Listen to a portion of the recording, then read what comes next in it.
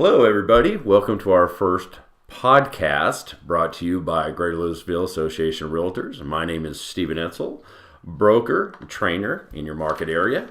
I am also here with Brooke Hunt, which is a real estate licensee that has been serving your area for over 30 years. What we're going to talk about today is some questions that have been compiling over the last couple weeks. And to address these questions, Brooke has brought in with her a whole lot of interesting stats that she can share with you to hopefully help not only the community, but also our fellow realtors. So how are you today, Brooke? I'm doing good, Stephen. And I think it's funny that you use the word interesting and stats in the same sentence because most people do not feel that way. But I think some of the stats that have to do with real estate really do show.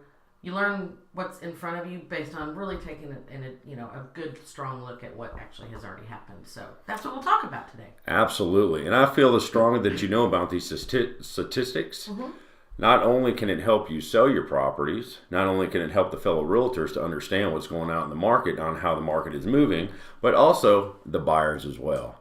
So let's start off with, what have you been seeing out in the field the last, let's say, 4 months of days on market? Of how long have houses been actually sitting on days of market in our local area? Yeah, so one of the things about real estate that has never changed is all real estate is local. And so, and that is probably one of the few stats that has a major difference. What we've seen is what we call micro markets around here. So in Flower Mound, for instance, the average days on market is around 18 days. That's amazing. It is, and it's actually way under what a balanced market is considered, which, by the way, historically a balanced market is 6 months of inventory. And so you usually have 60, 90 days is what we usually see on days on market in like a healthy, balanced market. 18 days is really quick. That is amazing. So let's say, for instance, you were a seller. And you were going to try to sell your property. Knowing that it's 18 days on the market, what would be a good strategy right now to get full price? Well, the seller right now, the seller's first strategy is where are they going to go? Because with it being really fast on their sale on their end, they're seeing the same thing as far as where they're trying to buy something. So the strategy on getting their home sold to hit that, to be in that 18-day on the market kind of time frame, they've got to have the house ready. You know, the new curb appeal or the photos online. Make ready, absolutely. You can't have iPhone photos. If you ever want to kind of make yourself laugh in the evening, go open up the MLS and just flip through a Realtor.com and flip through all the photos that are out there of people's houses. And it's really, some are really kind of funny, especially when the dog is in every single room and every single photo, et cetera, et cetera. What we're seeing right now is low inventory. And so the low inventory is creating, and that just means there's not enough houses for the buyers that are out there in the market. So would you say we're in a seller market or a buyer market? We are definitely in a seller's market. And we're going to continue to be in a seller's market for a while. This has been going on. It's not been fun. It's not been fun for the agents. It's not been fun for the buyers, for sure. It's really not been that fun for the sellers. I mean, I have sat down with sellers and had 11 to 15 offers that I had to present in front of them. And it's kind of mind-blowing when they have to do that. And for a lot of sellers, they don't like turning 11 other people down. You know what I mean? It definitely sounds like a timing game as well. Oh, it's definitely a timing game. Yeah. So on that note, if you were a buyer, how could you take advantage of this? Buyers are taking advantage. So a buyer could be what I call a change buyer, and they may already have a home.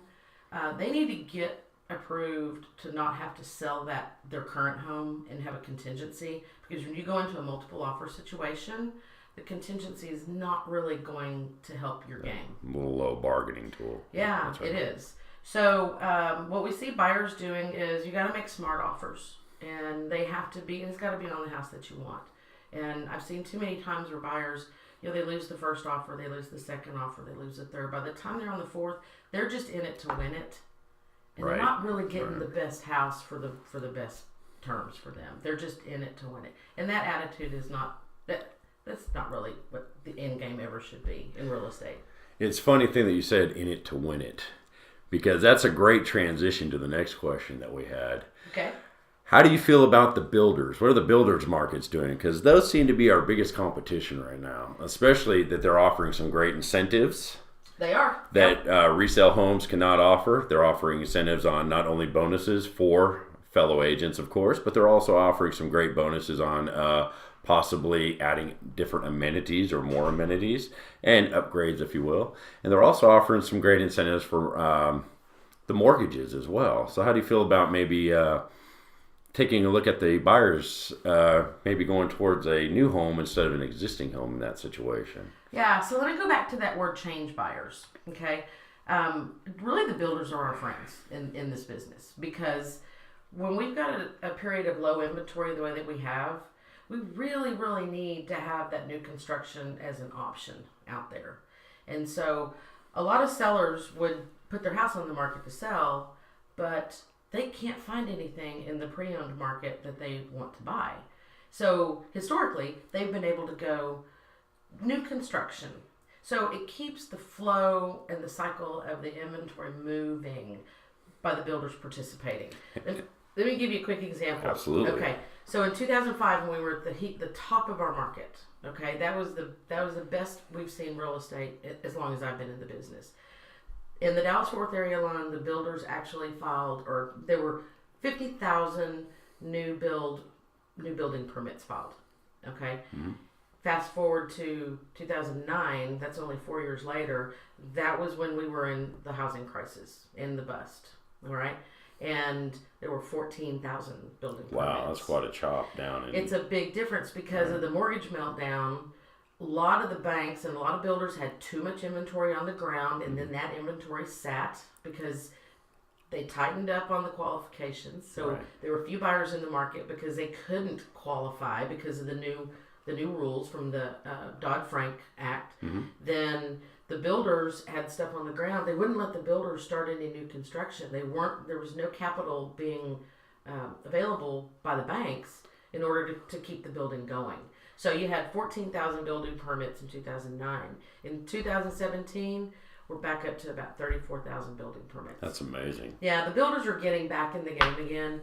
And we like to see that because that's a good, healthy chunk of what we consider to be housing inventory. And the other interesting thing was not only are the builders building back up again per se with building permits, but they're also accommodating different buyers that we have in the field. Absolutely. Which now the new buyers that we're actually going to be looking at going forward is probably going to be more like new home buyers such as millennials. Yeah, millennials. You know what? That's a good trend. And I'll tell you, I have a millennial. I own a millennial, I'll just say. She's great. By the way, she's a realtor in Austin, and she's doing a great job. Millennials are currently, as of today, they're the ones they're 15 to 34 years old. Okay. Wow. And so it's a pretty good segment. Now, the millennials have gotten a bad rap by a lot of people because they say, oh, they don't want to settle down. They aren't going to buy houses. They don't want to put down roots. When in fact, it's just the opposite. What percentage of millennials in the next 3 years do you see? You know, I didn't actually pull that stat, but what I have heard at every economic and housing forum or symposium that I've been to over the last couple of years is that the largest portion of home buyers over the next couple of years will be millennials. Wow. Okay. They will be the largest percentage by far. What they're doing is a lot of the millennials, they grew up they were coming into their own during the mortgage crisis. And they saw some financing issues. They understood from a young age before they were trying to make these decisions what a credit score was, why people were talking about that, what it meant to save money. A lot of millennials are looking at putting 20% down when they're buying a house. I've actually seen that trend as well. They're buying smarter, I think than what we did when we were younger and buying our first house. And plus, they got a lot more information online, too, that they can definitely help them through certain things. And they have information online. The internet is a great information source. They know how to use it. They know how to utilize it. But they also know what we're seeing, too. Millennials have a much higher percentage of actually going to a professional licensed realtor. Wow. To help them with the process. They can get all the information they want to out there because they are the decision maker, but they know they need guidance through this process. All right, so millennials are going to be a big change in our future of real estate. How about baby boomers? Well, so let me address that in two ways. All right. So right now, I've got a lot of clients in the marketplace. We've got a ton of past clients. When you're in the business 30 years, you've worked with a lot of people. Yes. And I have a bunch of them that, the kids are gone and they're empty nesters now, and they don't need this 3,500 square foot 2-story home to maintain and to rattle around in. They just don't. But they don't want to leave their community. They don't want to move from where they've raised their kids and where they've lived for 20 years. Right. But now they can't sell that house and they can't downsize because the prices have gone up so much. Yeah. And our cities are not, well, they're just now kind of coming around to actually putting in housing that works for. Do they give incentives as well, or are they mostly accommodating the quote unquote downsize? I think the only thing that they're doing is they're taking what might currently be the master plan for a city or a town, and they're maybe it's one portion of town, it's 1/4 acre lots minimum, whatever. They're looking at that and they're changing the density levels a little bit. Okay. So you've got more, you've got more housing that is. Some people call it senior housing. I basically call it, it's your vacation housing, because you get to go on vacation and you've got just enough of a yard, but you don't have to spend every weekend at home doing, a lot lower upkeep. Mm-hmm. That's awesome. There's also something else that I've heard out in the field that's been changing too. A lot of houses are becoming more pet friendly. Mm-hmm. That seems to be a new trend that's coming out there too. Not only millennials have a lot of pets, but also, everybody loves pets. Yeah. So it seems like the builders are starting to respond to that a lot better. They are. And they're saying, hey, wait a minute here. We got a group of people that we seem to be seeing a trend here. We're going to have to change our floor plans. We're going to have to make it more pet friendly. So what would pet friendly be when it comes to buying a new home, or some of the trends that are starting to come out? Those are some of the most fun trends to actually watch. There's always been the fenced yard, certain things that people, you do have a dog, great, that always means that probably need a fenced yard. But it's the size of the yard. And so as long as there is a yard, that usually actually helps. Yeah. But location for where you can put one of these fancy doggy doors so that the dogs can go in and out on their own. Yes. You can monitor it with your phone. I mean, technology is providing all kinds of things. You can hook up these things that, you can talk to your dog on your phone with these little devices, and they can spit out a treat to them. I mean, it's crazy. It's amazing what they got out there. But there's some pretty basic stuff like solid surface flooring downstairs or everywhere in the house. Okay. So no carpet. We're seeing more and more, especially in the new builds. And that's also good for resale value, I think. It's absolutely great for resale. A lot of people, when they're going in and ripping out carpet, we always suggest to them, if they're trying to get ready to sell, get rid of the carpet and go ahead and go in with some sort of, there's tons of really wonderful and not that expensive products out there now for solid surface flooring. Wow. Yeah. So that's one of the things. I actually made a note of a couple of things. So 32% of pets are owned by boomers. 64+% of pets are owned by millennials. Wow, multiple and Gen Xers. Are multiple pets too? Yeah, a lot of them are multiple pets too. So, but there's another phenomenon going on out there, and that is, a lot of times you want to know about the schools when you're buying a house. You want to know where the shopping is. You want to know. Absolutely. Well, now we're hearing, where's the closest dog park, and do you have a doggy daycare around here somewhere? Oh, yes. And they want to know where the vets are, where the emergency animal hospital is. They want to know about the trail systems, not just for maybe themselves or kids, but for their pets. So, that's very interesting and they would love to know, where are all the restaurants that are pet friendly, that kind of stuff. Our pets are our families, but they've become a whole new social realm for a lot of people as well. On that note, yes, let's go ahead and put it all together. Okay. If we're dealing with millennials, we're dealing with baby boomers, we're dealing with all these new trends, we're dealing with buyers, we're dealing with sellers. Here's the big question that I get all the time. Okay. This has all been some great information, but the biggest question I get all the time is, which way are the interest rates moving, and how is it going to affect me if they move? Yeah. So interest rates are going to be a driving force. Interest rates have always been a driving force in the market. when things started getting a little bit more regulated and they weren't jumping around the way they did back in the 80s and even in the 90s, and you see a track. Okay, back then it was just up and down, up and down, up and down. You were in, I was in the 80s, you were in the 90s. 90s, yes. You remember, right? Yes. So double-digit interest rates were back then. So people and the economists really like to look at long range. So long range, what is considered an average interest rate for mortgages, 30-year mortgage, is somewhere in that 7% range. Okay, can be a little less or a little more one way or Taking the other. PMI and MIP right. into consideration. Exactly. But what we're seeing right now is for the last,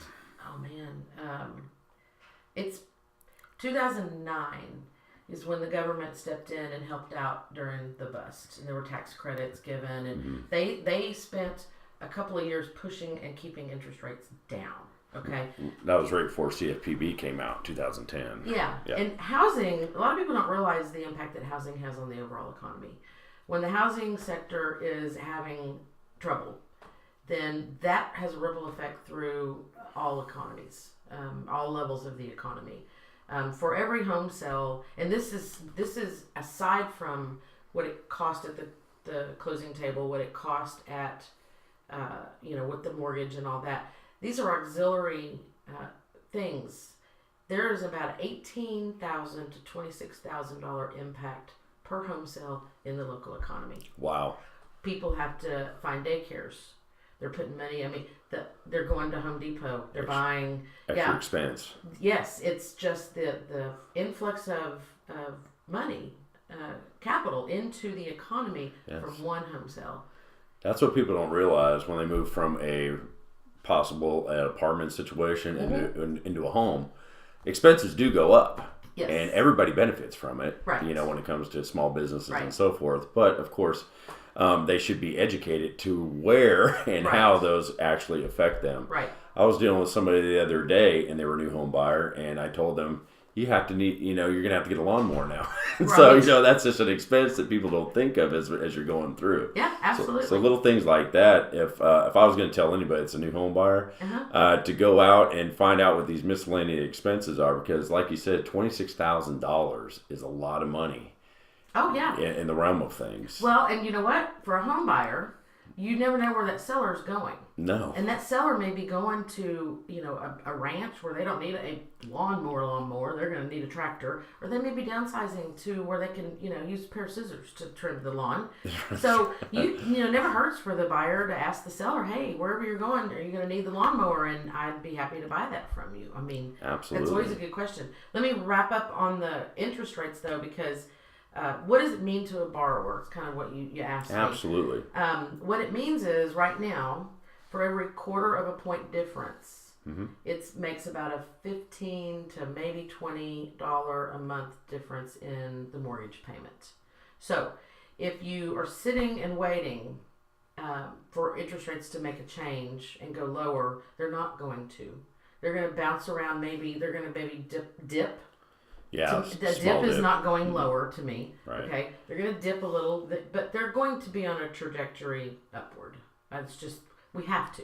We've been where we are at a historical low for a long time. So you think that the trend in the next 6 months to a year is probably going to be slowly going back up? Yeah, and the Fed meets a couple of times a year. I think it's a minimum of 4 times a year, and I think the expectation is that there will be a few rate changes, but I don't think anybody is looking to see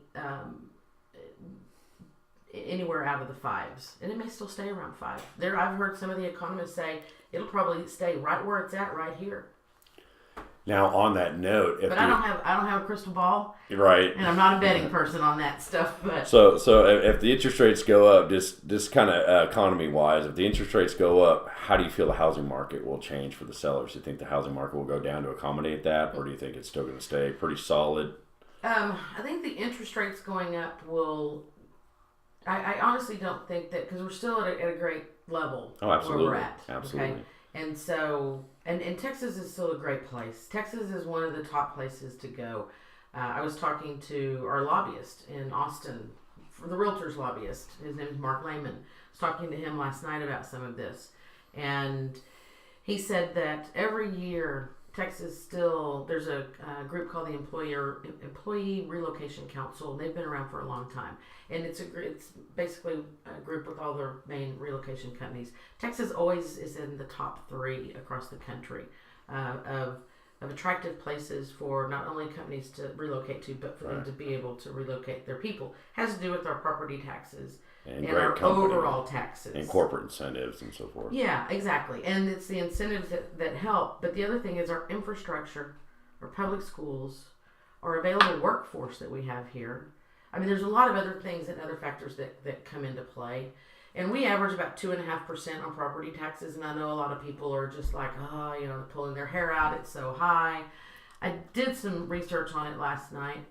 Did you know that if you buy a house or you own a home in New Jersey, that you're going to pay, on average, 12% every year? Wow. On state and income taxes. Wow. And then you've got another 1 to 2% on property taxes. So I don't know about you. 2.5% I take 2.5% over 14% every year, every day. And now that new tax for real estate tax, only $10,000 write-off, yes, it adds up pretty well. Absolutely. So yeah, that's amazing. Well, wow, did we do well? We did very well. Good. I hope people listen to this. I mean, I know we're still recording. I hope people listen to this and hope they pick up some information. And absolutely. Thank you for having me in here today. No, thank you. And thank you for all your knowledge over your 30 years as well. Yeah, I'm still here. Thank you very much. Thanks. And thank you, everybody, for listening.